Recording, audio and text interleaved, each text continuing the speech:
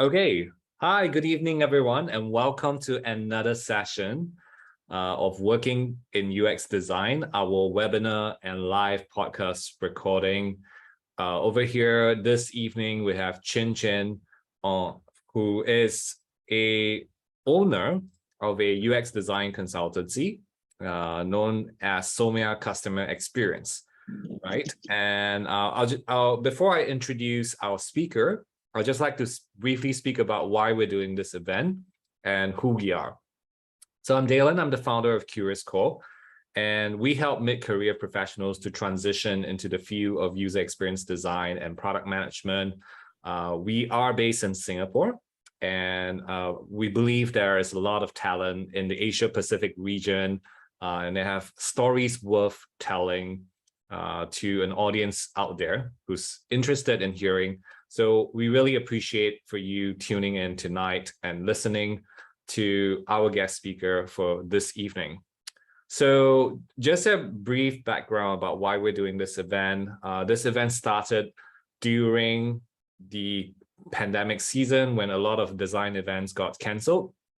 So we decided to do a monthly design webinar so that the community could continue learning even during the pandemic. And we've decided to keep it as one of our anchor events because as we continue doing this event and this podcast, we realize there's just so many great talents to feature out there. So love to talk to all of them. And if you're interested to be a guest, feel free to reach out to me on LinkedIn. So for this evening, we have Chin Chin, who started out as a visual communication designer with her role expanding towards strategic experience design. And she's definitely a person who's always looking to learn and acquire skills. Chin Chin's someone I've known for a while, and I've also observed her work running Somia Customer Experience with a partner in Indonesia, and doing this piece of work and operating this remote UX design consultancy since 2016. And they specialize in product innovation and strategic design. And she has definitely honed her craft together with her team, with multinationals, new ventures, as well as her own startup. And her experience, with her experience, she helps business to identify business needs to rightly frame what is needed to generate thoughtful value propositions. So Chin is also an animal lover at heart, and that led her to start and manage the brand and marketing of a social enterprise called Good Pet Collars in 2010. She also organized the 9 Lives Show, an art and design exhibition to bring awareness to care for community cats as part of the Singapore Design Week in 2017 and 2019. That's really exciting to hear. So today we're going to talk a little bit about how she manages to run and maintain a boutique UX consultancy remotely, and managing remote research and design teams because some of her team members are based in Indonesia, and how she sort of works in the field of UX, especially across this region, not just in Singapore, but also in her team working in Indonesia as well. And for those of you who don't know, Chin is a coach, a certified coach as well. So I'm going to ask her some questions about that. So very glad to be welcoming you to this session, Chin Chin. It's been a while. How are you doing today? Well, I'm nervous. I was just sharing with Dylan that I haven't shared publicly about UX and what I do. It's my first sharing. So yeah, so I'm nervous. Awesome. Well, thank you for being here today. I'm sure we're going to kind of unravel the story of how everything started. So maybe we can start off by having you share a little bit with what you do today as a business owner running Somia Customer Experience. Like what's your role there right now? Well, I'm a generalist, I think.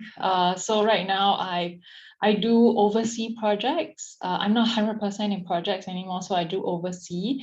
I manage the team. I'm HR. I also do some hiring. and if there are events, marketing efforts, sales. So it's, yeah, that's why I say I'm a generalist. So I pretty much touch base across like all the pillars in the business. I'm not specializing in anything because I guess given the number of hours per day, then I'm just trying my best to juggle everything and having that overview into everything. Yeah. Yeah, that sounds a lot like how small, medium businesses operate and work. And I was just wondering, as the pandemic as we're emerging from the pandemic itself, I was just wondering, how has this COVID situation changed the way you run your business, or has it changed the way that you run your business? Yeah, definitely. I think pre-COVID, I and Sulis, my business partners, are the only ones not in Jakarta. Most of the team members are based in Jakarta. So we would travel into Jakarta every other month, and we'll be able to have that FaceTime with the team. I think once pandemic started, and we always wanted to explore remote, but it just wasn't, we just felt like it wouldn't work because of the synthesis process, interview process and all that, right? It just wasn't possible. So when pandemic happened, then I guess it was, we just have to do it. We were forced to do it. Then of course there were tools that started emerging that enabled us to do that. So I think the first big change is everyone then couldn't go into the studio. Then pretty much everyone went remote. I think one of the biggest learning that I found was, because I've been remote for the longest time since day one. I'm the one who's remote. But the team isn't. So then when the team had to go remote, we were getting a lot of feedback like, Zoom fatigue, being cooped up in a home, in a room, feeling a bit depressed. Like a lot of these things started coming up as feedback to us during one-on-one. So I was quite surprised, and I was sharing with my partner and said, hey, what's going on? What's wrong with working from home? And only then we realized, because we've been doing it for so long, it's second nature to us, it's our work. But for our team members, it wasn't. So then we had to kind of talk to different people, or just Google and see, hey, how could we get the team to be more engaged? I think that was definitely one of the biggest change. The second change will be, well, the research work itself, right? I mean, research has always been in person. Even if it's remote, it's a very small part of it, online, I mean. So I think that was the other thing about managing the logistics, administration, vetting the people. I mean, all the nitty-gritty stuff, right? Of managing like how to run, and if clients wants to observe, then how do we manage that as well?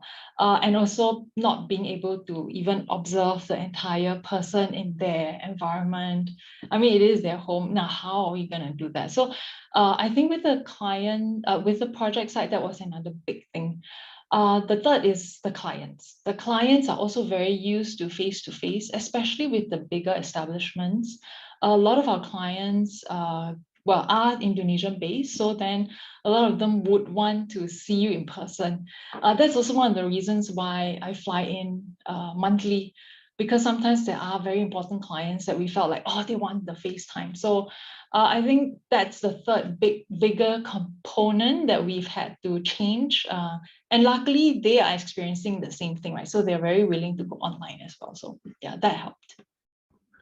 That's really interesting, and thank you for sharing your experience. I'm sure many could also empathize with the situation that you just described.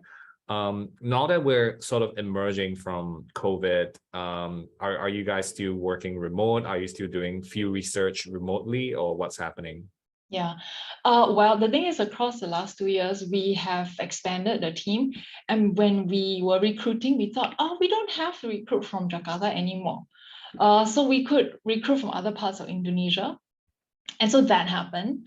Therefore, we have a handful of team members who are not based in Jakarta. So coming out of this situation now, it is a hybrid situation. I think the thing is then the team, funnily enough, some found the value in working from home too, but still crave engagement. So for us, the hybrid model seems to work really well at the moment. However, for colleagues who are not in Jakarta, then that makes it a little bit harder. So we try our best. We couldn't do a monthly kind of face-to-face at the moment yet. But for example, last 2 weeks ago, we all gathered in Bali for our Somia boot camp. And then that's the first time, well, I was really pleasantly surprised. Everyone could make it, which is really nice. So then we could meet each other in person, those who haven't met for more than 2 years, and those who've met for the first time, but have been interacting on a daily basis. Yeah. Well, that sounds really amazing. I think magic happens in Bali, isn't it? That's true. Yes. Um, what about the realities of running a business? I've heard many small businesses struggle and they close down. You know, how is your trade doing? Because you're running an agency, is a pretty much a cyclical business. So yeah, how did the trade go? Yeah. For the first, when it first hit, we were affected, of course, because everybody was like, okay, we're not doing anything. Let's wait and see. So for 3-4 months, we literally had projects cancelled. We had nothing. The whole team was free. So then we panicked. We were like, oh, what do we do? What do we do? So that's how Somia Academy online was birthed. Like we've always had Somia Academy. We conduct public classes and in-house training. But when that happened, then we were like, hey, let's go online. Let's go online. And I started developing content because we've had content already. So it's more about, hey, how do we convert it to digital? How do we? And we've never done online. We don't even know how to keep students engaged. Let alone teaching students, sharing might be one thing, but I think engagement and making sure they learn, that's the other big component, right? Big factor. So we were struggling with, so we were scrambling to build that material and then to market the course. That was one way to get income, to at least have some revenue coming in, since project was a big part of consultancy anyway. So we were looking at a different possible revenue stream. So we started that. That worked quite well till today.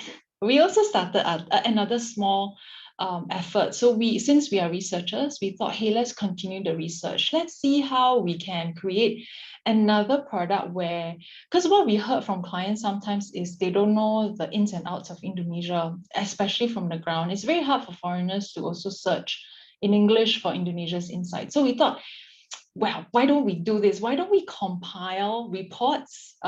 Maybe have to do more work and compile reports where we can sell, right? So we tried doing that, but that didn't work out very well. But it was fun exploring. I think the process of that, it's that spirit of just trying something.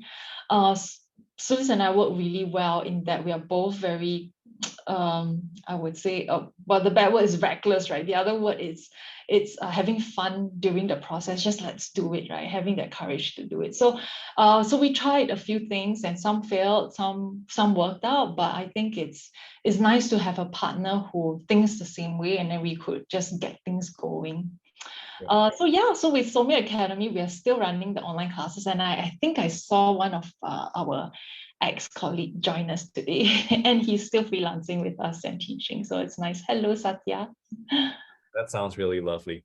And when we talk about sort of like innovating and coming up with new business models, coming up with new products, there's always like an element of risk attached to it. And I know you do this work for your clients, you know, and doing it for your clients and doing it for yourselves are a little different. So you mentioned that one project sort of took off and one project sort of failed. What are some of the lessons you'll be willing to share with the audience today about like trying to create a new product or new service? I think for clients who come to us, they kind of know what we do, or at least have heard from others. So a lot of times they already come to us with a certain mindset of wanting to explore. And therefore, I think that really helps. Of course, we're not saying all our clients are like that. There are still some who are quite close. But when that happens, then during the early conversations that will already show up, then they either would not be comfortable with our approach, or if they're comfortable, then we will be able to explore further. So I think like sometimes when we give some approach and they're not comfortable, then they would immediately voice out, and then we would know, okay, it's probably not a good fit anyway.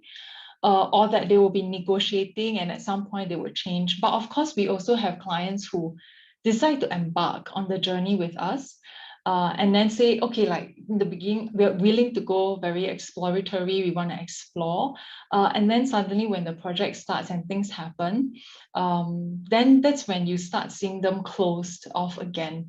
So we've had to deal with many types. I mean, some we were able to still communicate and continue to have that, continue to manage to convert them back to the path, right?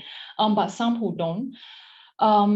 So we've had projects that failed as well. Like at some point, the clients didn't know what to do with our findings, and then I mean, it's also part of our learning. And then we'll come to a point where it's like a stalemate, that we're not moving at all.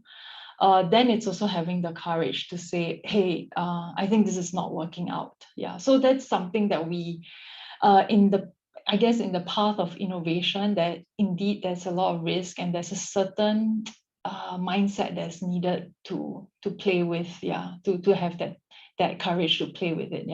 Yeah, that makes a lot of sense. And I think that's also because the client is paying you, right? So in some way you have to be able to guide them or to listen to them, and get their input. What about for your own projects? Let's say like for the academy or for this research report that you wanted to do in Indonesia. What did you learn from creating your own products in this case? Yeah. I think for example, with the research report one that we did, I think it wasn't like we had a lot of time to plan or to think it through, right? I think that's part of the iteration. So for example, the first one we did was, since it was the COVID, so then we were looking into the hygiene practices or mindsets of Indonesians. It was a report that got put together in less than 2 weeks. So it was a very shallow report, if I have to say, because then once we publish it, it was like, just publish it. So we did, and then some of the feedback were, oh, it's great, like to kind of see us. But if you look deeper into that report, right, then you realize that, hey, there's nothing that is really telling me besides what I can easily find out. So it was more like a collection that we just put together. So I think with that and with the feedback from the people, from the crowd, then we realized, okay, let's not be so reckless. Let's let's reiterate this. And then that's when we wanted to look at healthcare in a deeper way. So then we started again exploring, okay, healthcare. But besides looking at the current, then we decided to look at healthcare beyond, right, 10-year plus. Then again, then we did some proper research this time. Then translating what we feel into what healthcare looks like 10 years from now. Then we could play with it a little bit more. Again, publish it with good and bad feedback, of course. But still, it was a nice activity to do for the team. I think I can't remember now because it's like 2 years ago, but I think we did one more report. But after that, we felt like we didn't gain a lot of traction from it. And then it was also when we started getting busy. So that was when, from a business standpoint, we decided, okay, we've played with it enough. It didn't manage to get to where we wanted, like selling the report. But I guess one of the learning is perhaps we didn't do our homework very well, really talking to business owners further to ask them, hey, what is it that you really need? And then crafting the work towards that goal, right? Yeah. So we were just being a bit more fun, and although it was a desperation thing, but I think for that project, it was definitely one of the learnings there. Yeah. And thank you for being so open and vulnerable about sharing your failures for us to learn from. And I think as a fellow entrepreneur, I can also relate to it a lot, because not every single thing that we launch is going to be successful or has been successful. In a commercial terms, some of it is just like, oh yeah, it's a great process to learn from and to kind of get the team to work on it, but after it just doesn't land as well in the market, and that's just like the market really determines which products or services is really needed. So I think this is great to learn from. I can hear that your team is growing. I can hear that your business is growing. So it sounds like you guys are doing a couple of things right. Can I just get a sense, like how big is the team now, aside from you and your partner Sulis, who's in the business with you? Yeah. So apart from me and Sulis, we have 16 people now. It's still considered a small team. But our team kind of doubled during the last 2 years. So that was something that we didn't expect. It wasn't planned to grow, but it happened when we were getting projects requests, and then then it was, should we hire just so that we can meet? Yeah, and then actually now that you ask, in my reflection right now, I think it was we were coming from 4 months of drought, right? Like no projects, right? And then suddenly then when business started coming, then it was like, oh, okay, we're getting all these inquiries now. It's time to, well, because you have been hungry for so long, right? And then we started taking it. And then at one point we were, hey, actually, to reflect again, it's so much reflection going on. I realized that it's probably better to suffer from hunger than to suffer from indigestion.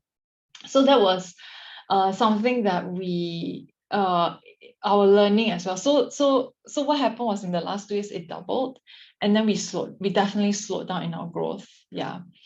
So that was what happened in the last 2 years in terms of how we've grown. Yeah, I want to say congratulations for that. And what an interesting quote about indigestion and hunger. Yeah, I think as I know, and I used to work in the agency business as well, so I know it's cyclical nature. So it really is very dependent on demand. And may I ask, if it means your company is doing something right. So I was just kind of wondering, like, what do you think is like the special sauce for Somia Customer Experience? Like, why do you think your clients come to engage you and your team? Yeah.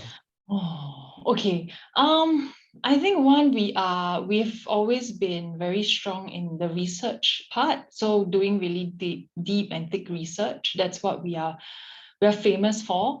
Another thing we are famous for, or rather people talk about it, right, is that not only are we able to get the right insights for them, we're able to translate it into actions for them, recommendations, actions for them, and very tangible. So that's always what we consider always when we are running a project.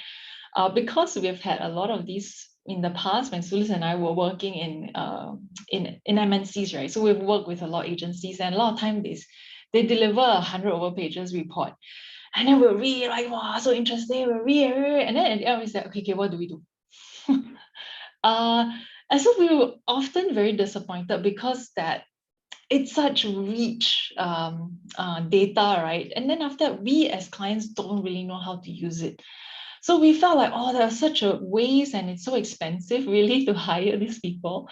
And therefore, when Somia started, it has always been that it has to end and land with very actionable solutions. Yeah. So I think that's something that people talk about, and that's something that we continue to carry through till today as our ethos. That's one. The other one is, I feel like it's the people we hire, the team itself. The team itself, it's very passionate. So I think when okay, to a point, right, if I may be very transparent, to a point where we also had the issue of perfection, being perfect. Now, being perfect is, well, most people would think it's good, right? But actually then it's also causing burnout in the team. So I think we went through that. We went through that phase where a lot of team members were feeling the burnout, especially when pandemic hit. Because then it's all the more there's no informal or sporadic side conversations that happen. And so yeah, so that was the other thing that came up for us in the work we do. Sorry, I digress. So coming back to your question, yeah, about that. So I think, yeah, the team itself and the attitude is also very important. But I'm sure that comes with a lot of, well, all of us here are very passionate about our work. Yeah. I think that was an important point, right? When you talk about like people feeling burnout from the pandemic and working remotely for way too long. Usually in the office, you have the water cooler conversations, you have the lunch conversations, and it's kind of like an outlet of release for people. So when that kind of is missing, it needs to be kind of reintroduced back into the work schedule. Yeah. In some ways. So really, really good points. And I gather your point on research. And I do remember you guys being really strong at research, meeting you all many, many years ago when you were just a very, very small team. So today, like, who do you work with more? Like, do you work with more Indonesian companies? Do you work with more Singapore companies? Or like, are they bigger companies or are they like smaller companies? Yeah. Sorry. Before we move on, I did forget one point that I wanted to share, which is I think when we engage with clients, we also, if we can't do anything, we don't try to say we can, but there are always this other gray area where that's super interesting. It's something we want to do and we haven't done before. Shall we do it? And then we learn along the way. So there's this conversation that will happen internally. And then there's one where we know it's really complete out of our scope. It will not even be a stretch. It's just not there at all. So I think having the honesty with our clients, they often really appreciate. Nothing to do with the work, but I guess it's just the way we engage with clients. Yeah. Yeah. And so they come back to us with other things. Yeah. Because we were being honest in the first place. Yeah. That's great. And thanks for sharing that additional context. So going back to the question I asked earlier, what's the profile of your clients like right now? Are they more from Singapore or from Indonesia? Are they bigger or are they smaller companies? Yeah. I think it feels like 50% are Indonesian company, and the other 50% are international companies. So then they want to do work in Indonesia, like whether it's an expansion or whether it's, hey, I want to start a product and I want to do it in Indonesia. So a lot of the clients, I think, bigger in general. Maybe it's because of our rate card. So therefore, therefore they are the big. Sorry, I don't mean to say this in an obnoxious way, but yeah, it's the bigger companies, and also because when they have the means, they can look into research, right? They can look into innovation, and because with smaller companies, then they are looking into like, I just want to get the product out, right? That's more important to us at the moment. I think particularly this year, well, in the digital space, then the winter is here, so we are getting. They still want the work done, but then they would look for, well, they would have we need to find at least 3 vendors, and so then we've observed that we are losing out on those type of companies. Yeah, but yeah, so to answer your question, they are generally bigger companies, yeah, who wants to invest in innovation and wants to invest in research. Yeah. Yeah, thanks for sharing. And I do remember when I was working for Unilever, that's always been a very strong culture of research. So I wouldn't think it's unusual that you get commissions from like larger companies trying to go into one of the largest growing markets in the world, which is Indonesia. And would you have any, coming out of the pandemic, coming out from the pandemic as a stronger team, right, as a stronger agency, do you have any tips for people who are running like remote setups right now, right? Maybe they have a small team and they're doing like boutique agency work. Do you have any tips as a leader for them? Yeah. I think, like I mentioned earlier, when you hire the right people, you also need to create the right culture. When I joined Somia, by the time I joined, Somia was already around for about a few years. That culture was very strong, and how I would describe in a few words, it's a very learning culture, a culture that shares it with each other, that help each other, and it's a very fun culture to be with. So very light-hearted, very fun-loving team. I think having the right culture is very important to create and to look at, and to invest time in. Yeah. So I think, yeah, first that. And then I think is to look out for interesting collaborations or interesting projects, because I think that's also something we often consider, like, hey, are we keeping our team motivated? Are we keeping them healthy in terms of like intellectual kind of stimulation? Because if we keep accepting jobs that are actually not very exciting, then over time they're just going to get bored. So also looking out for interesting collaboration or projects. And sometimes it could be, yeah, indeed at the expense of it's a pro bono project. But if it's interesting, we'll do it. Yeah. And of course, then the balancing of the books. But yeah, that's what the business owner have to do. Yeah, I feel these two things as sorry, it's not very like magical or anything, but I think for us it was that and I think one thing that we have always been encouraging the team is training. So growing and training. So the team's growth is very important. That's something that I try to ask the team, like, hey, what do you want? It's a constant thing. Because when the team gets very busy with their work, then even I tend to forget about growth. Yeah. So I think besides the project learning, there's also these are the soft skill learning and whatever not that needs to come into place. Yeah. Yeah, I definitely agree that learning drives growth. Although it's not often immediate, but it does drive growth over time. And it helps keep people engaged, and people are generally, I mean, staff members are generally quite grateful for that learning opportunity. And it sounds like you kept a culture whereby you balance the work being interesting versus like running the business type of work. And you sound like you're the one wearing the business hat in the agency. I'm not sure if that's true. So what role does Sulis play then? Okay. So actually, Sulis and I used to be definitely 50-50. We're like partners in crime. Also during the pandemic, then one of the other side projects was this company called PharmaCare that we started to explore. And then it then started gaining a bit of traction and managed to get some funding. So then that became a side project that was a product company. So then Somia is one of the 3 founders, because we really don't have the bandwidth to do this 100%. And so we got 2 other founders, and one of them is an ex-Somian. So he was very interested in a product, and he also joined as a co-founder. So there were 3 parties involved in this new product, PharmaCare.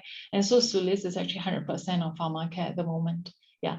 So then me with a few others. You have a successful business venture spin-off from your company. Yeah, we're trying. It's in its infancy, yeah, but I think Sulis is working really hard on that. Yeah. Okay, I mean that's walking the talk. That's super important. That's walking the talk, and that's really interesting. Can you tell us in a few words what exactly is PharmaCare? It sounds like a pharmaceutical product. Yeah. I think it started because Sulis' mom owns, I hope she doesn't mind me saying this, but her mom does run a pharmacy in Bali. And so she started to see that there were some, I guess, pain points in smaller pharmacies, since Indonesia is such a big country, right? And a lot of them are still relying on pen and paper to document stuff. And so she saw that as an opportunity, and then we decided, hey, why don't we just explore this space and see how we can use digital to serve the pharmacies in Indonesia. So that was how, it started. Yeah, that's really interesting. And this product was a side project you mentioned, and then it wasn't initially 100%, but then now it's sort of like 100% for Sulis, and now you're running Somia CX, and wow, this is wow. I'm excited to hear more. It has, but yeah, you raise a lot of good points, like every crisis, right, in China. in the Chinese, there's this saying, right? In every crisis, there is opportunity. And it does seem like it presented some opportunities, and it does seem like your team has taken advantage of those opportunities to grow even further. So I'm just wondering, as you're growing your team in Indonesia, and as you're growing as a leader as well, I do recall you taking on a coaching certification. So can you help us understand a little bit more about why you did that, and how does it help you be a better leader? Okay. I think the coaching program was a big accident because I took this 4-day program called Facilitating Powerful Conversation with Tong Yi at the Thought Collective.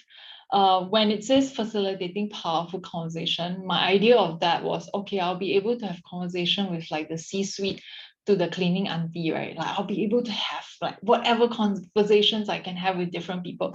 So I went in with a mindset, but it was a completely different content, which I was blown away. And that's how I got to know about coaching. But even then, coaching is still a very vague idea.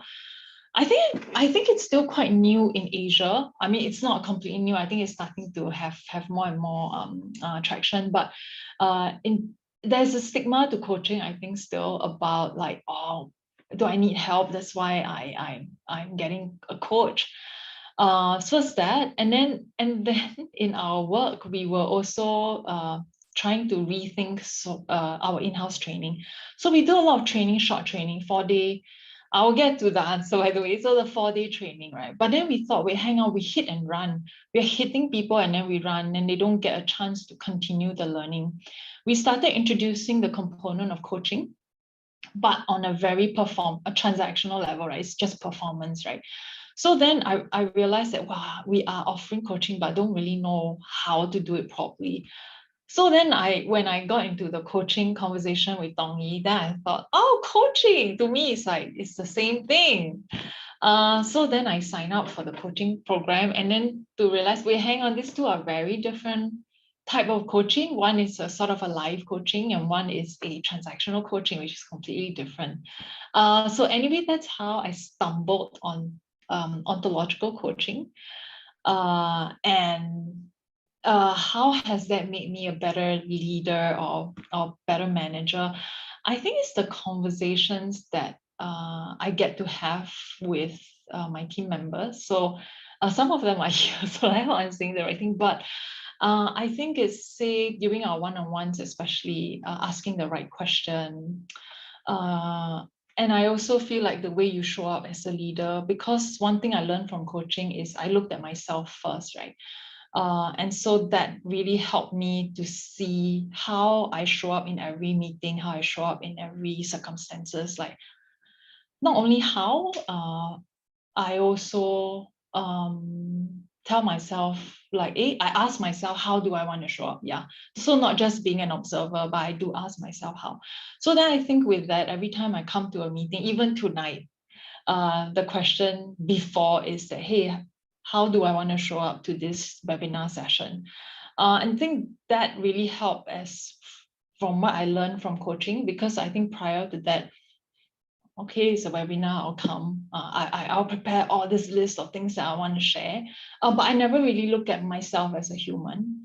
Neither do I. And I think with this coaching not distinction, then when I engage with someone, I'm fully present with someone, and the engagement then becomes a lot more deeper, I think. Yeah.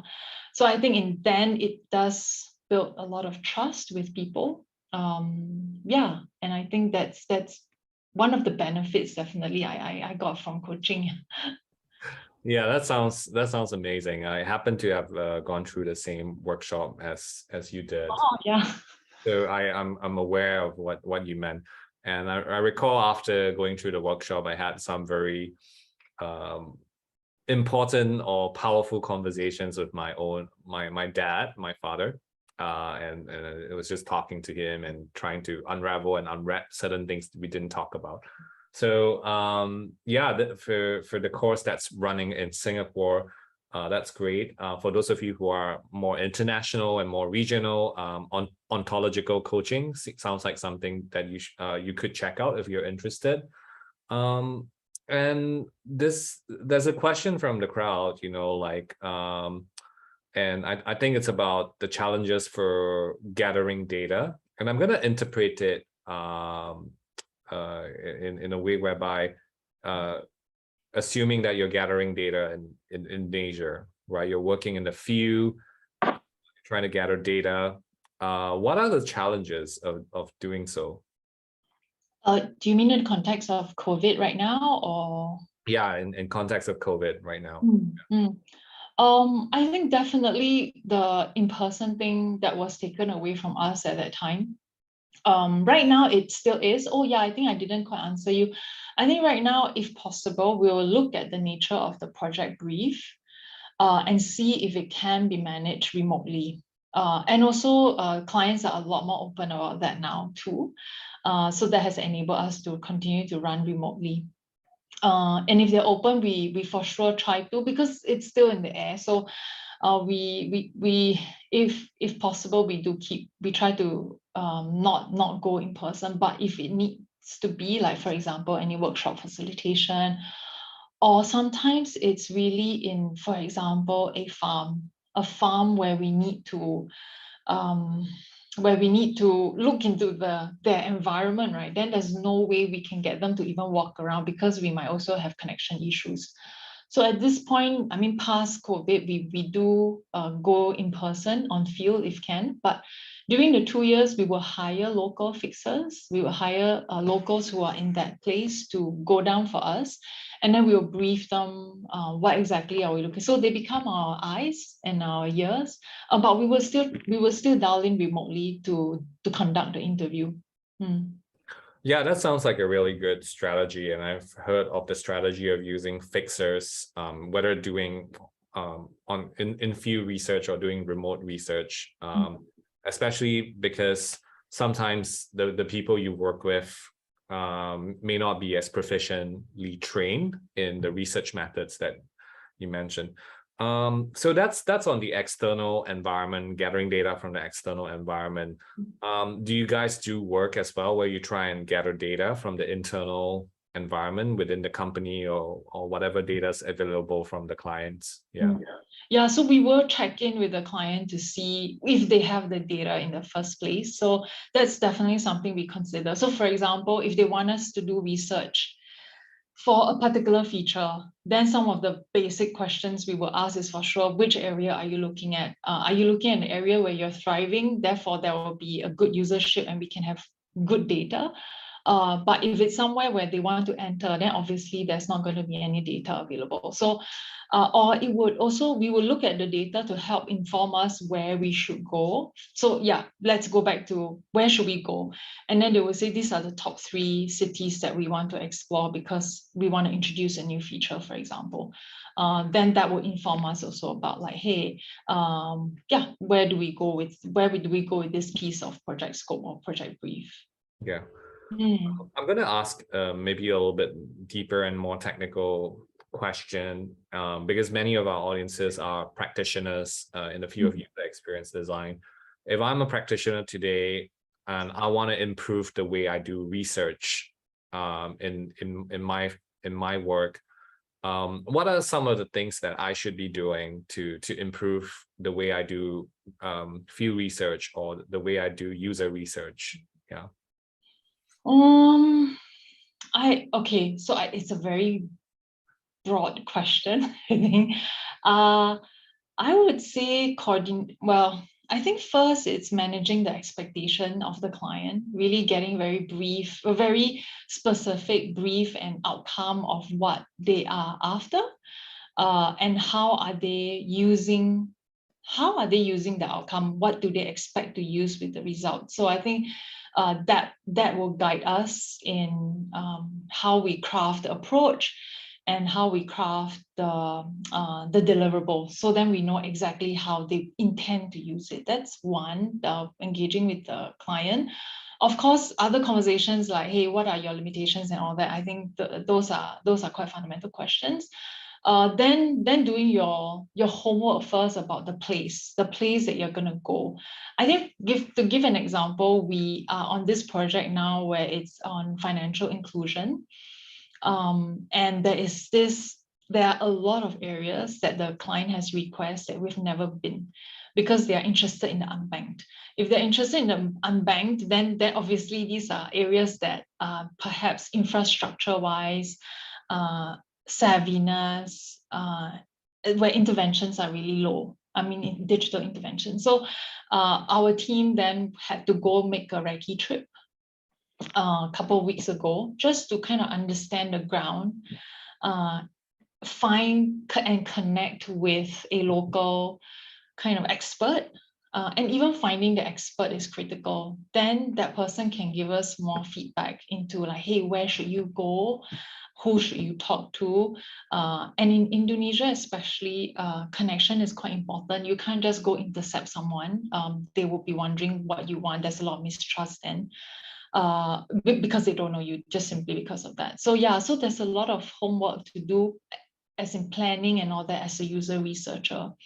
For us, it was quite funny to hear, because to me as an outsider, I'm like, Indonesia, everybody speaks Bahasa Indo, but of course in different, and as with Chinese, right, we all have our dialects, right? So in the same, in Indonesia, there's also different language nuances, differences in different parts.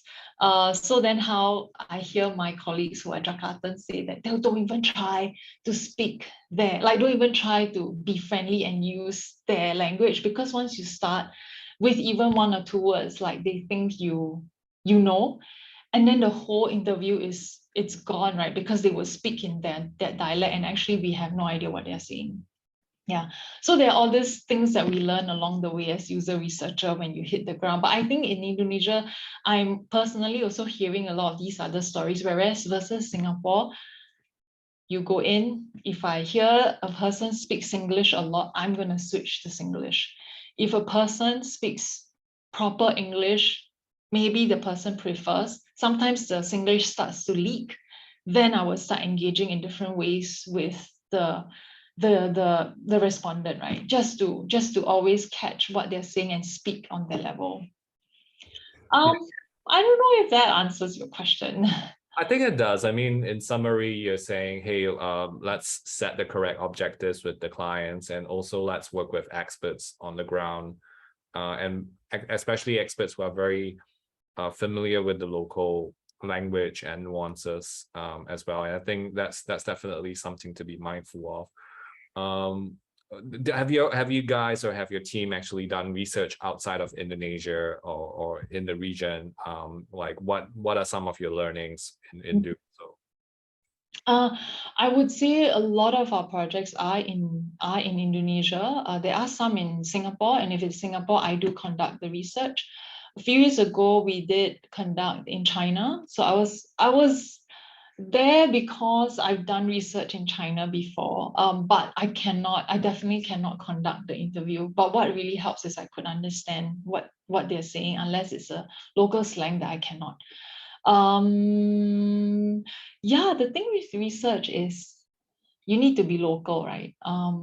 And if you're not, then you have to find a local to engage. I mean, that's at least from my personal opinion, because that's what the client also engages for, that local understanding and the local insight. Yeah. So a lot of times the most common question is, we want to do, so what's your team makeup? Where are they from? Because they want to know they are dealing with local researchers. Yeah. Yeah, that makes a lot of sense. And it sounds like your team actually handles a lot of qualitative research. And I was just wondering, do clients come and do they ask, hey, do you do quantitative research? Like, can you put stuff together and make sense of trend lines and stuff like that? They do. But we've always, like I mentioned earlier in the call, that we will always tell them very honestly, no, it's not something that we do. So we would either recommend partners to work with us, or they would try to find partners to work with us. Yeah. So we're not expert in the area, because we see that it is a different area of study. So unless we are willing to invest in it, so it was, there were conversations around, do we want to go there or do we want to continue to deepen our craft in qualitative? So that's the path we chose. Yeah. Yeah, and I think that's fine, because it's good to be a specialist and be an expert at what you do and be very good at what you do. Or rather, I would say, when it comes to qualitative research, what's the most common mistake that you see junior UX designers or people who are not familiar with this field make very often? Well, as of now, I think with I think it's, I guess, in general, if it's a very young researcher, sometimes it's the details. For example, even down to planning things, like there will be some things that gets missed. But of course, if there's a senior there, it's very easy to point out those. So really the devil's in the detail, like it's even just communicating. Don't forget to communicate, and we always talk about over communicating to the client as well. So that's one. The other one is the DG. The DG, I guess, is still a lot of the questions, right? The questions that are asked, it takes some experience and it takes some guidance. I don't mean to be trivial, but I guess it's like closed questions or sometimes questions that are asked that are too direct. The other one is it's having the I guess when you are in a session, I notice young researchers, when they get nervous, then they tend to forget a lot of questions, or they tend to babble, ask very close questions. So that's also another very common trait that I see. Then as a senior, when you're on the side, you're like, don't ask that, but then you can't really jump in, so you're like typing, like, don't ask that, things like that, which is quite fun. But I've learned that, as a senior, then what we do is you show them a few times. If you have 8 respondents, then show them 6 times how it's done. If it needs to be that, show them 6 times, run all 6. I mean, it's a bit tiring, but run all 6 at one go, you do it. Then they get to see, then by the 7th, let them do it. Then immediate feedback is given. So I would give feedback right after a session, so that it's so fresh. Also for me, it's still fresh. And then they get a lot of value from that. Then the next session, I'll ask, are you comfortable to run again? Then it's up to them, because I know it's quite stressful as well. Yeah, so having the opportunity to kind of give feedback very quickly, it really helps them learn very fast. Yeah. And for those of you who are listening in and you're wondering what DG is the discussion guide, which is a very important document you need to come up with before you go to the field and ask questions. So really good points over there. And I think a lot of people underestimate how much work it takes to do the preparation. And it's actually the preparation, as you said, the details that really separate the good researchers from the ordinary researchers, or the more senior researchers from the more junior researchers. And just out of curiosity, right, looking at how things are developing, we're going into a recession right now. Like what are your plans for Somia CX in the coming year? Yeah, I'm actually quite glad you asked that question. I was wondering when I should share this. So I was telling you, in COVID, we did really well. But actually this year, we observed that we're not doing so well. So if I'm very open to share.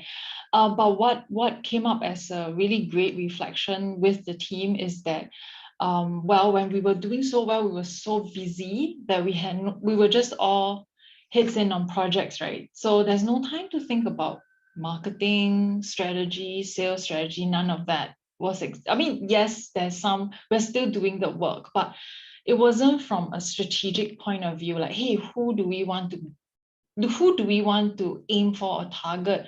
What sort of messaging do we want to put out in our marketing channels? How do we reinforce that message? So I think by the way, this is just something that it's ongoing for us at the moment, because as the economy is sort of slowing down, and we have we have requests, but then we are not necessarily converting them, it made us stop and think like, hey, okay, what's going on, right?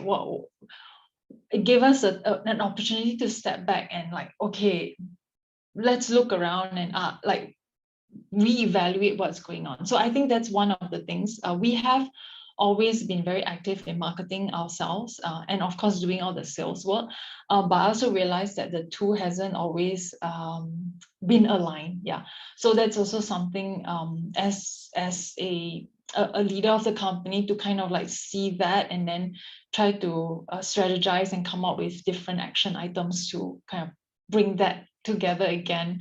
And this is not going to be overnight, so it might take time, and having the patience to like, hey, let's do this and consistently until we get somewhere. Yeah. And once again, thank you for being open and telling us more about the realities of what we're going into. I think that makes a lot of sense to me. And as a fellow business leader, I always tell the team this as well. There's a difference between strategy and tactics, right? And it's really important to recognize whether this is something that requires a strategic tweak, as what you say, like what's the messaging, what's the positioning, how are we doing, what's the process for us doing our sales, versus like something that's more tactical, versus like, hey, actually we should just be talking to more people, or whether we have to like just get on Facebook or something like that.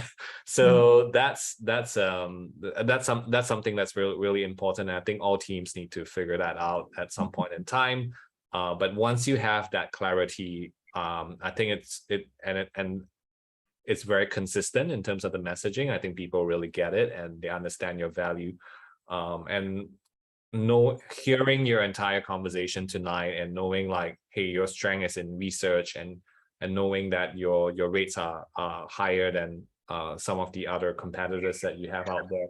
No, I'm sure we had to readjust too. Yeah, so it's not like I wish for the days when we could just put a rate card out and people would still hire us. But with this tweak, one of the tweak is because of the competitors also. Competitors are getting very strong. Yeah. Okay. That makes sense. But yeah, I think it's a matter of positioning, right? Like helping your clients and your prospects to understand the value of what you're delivering as well. So that certainly makes a lot of sense to me. So we're sort of channel whereby we advocate learning, and we have a lot of aspiring UX designers. We have people who are junior UX designers who are still kind of like in their first or second year in the industry. As someone who's been a practitioner for many years, right, in the field of research, I was wondering if you have any advice for them, like transitioning or like being better as a researcher, because I think there's something a lot of people overlook when they do UX design. They think like research is easy, but it ends up being, a lot more than what it is. So I was wondering if you have any advice to share to your juniors. Oh, wow. Well, first it's the learning. I think the learning never stops. And it's asking for feedback, because I think sometimes it's hard to hear critique, but not being, because that's where the gem is. I think that's where the gift lies, in feedback. So ask for feedback. The other thing is the courage to practice. I've come across junior researchers, and I will ask them, hey, so you want to do it now? I said, no, you do it. And I feel like, oh, okay. I mean, I can do it, but it's also a missed opportunity to practice. Because with whether it's interviewing or whatever, not right, it's presenting and everything. It all comes down to practice. And I recently heard this, which is it's like, oh, a new framing for me. Confidence is to be caught. I was like, how? What do you mean? Well, it's like even me being here now, I told you it's my first time sharing. And so I kind of remember that quote he shared with me, confidence is to be caught. And so I'm here sharing, trying to catch my confidence, right? Because the more I share, I'll be able to catch my confidence and collect my confidence in this one area.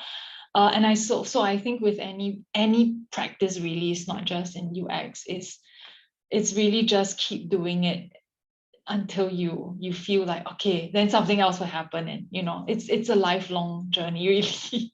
Yeah. In a way, it's about the spirit of taking risks. And with that, I would like to really thank you this evening for sharing with us your adventures, your endeavors for taking risks. And it sounds like some of them went really, really well.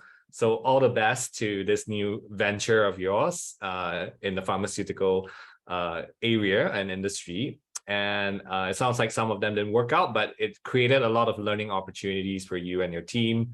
So this is really, really wonderful that we got to learn firsthand from a practitioner and firsthand from a business owner who built a company since 2016 from scratch and went remote with that.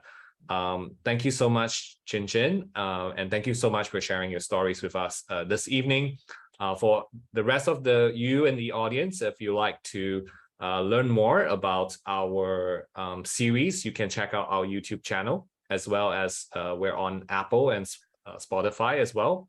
For the podcast editions, we aim to release new episodes every month, so feel free to subscribe if you're listening to this. And with that, I wish you well and everyone a good day ahead, and we'll catch you very, very soon. And hopefully next month we'll have a new guest join us and share their stories with us. So thank you and have a good day. Thanks for having me, and thanks everyone for listening. Thank you.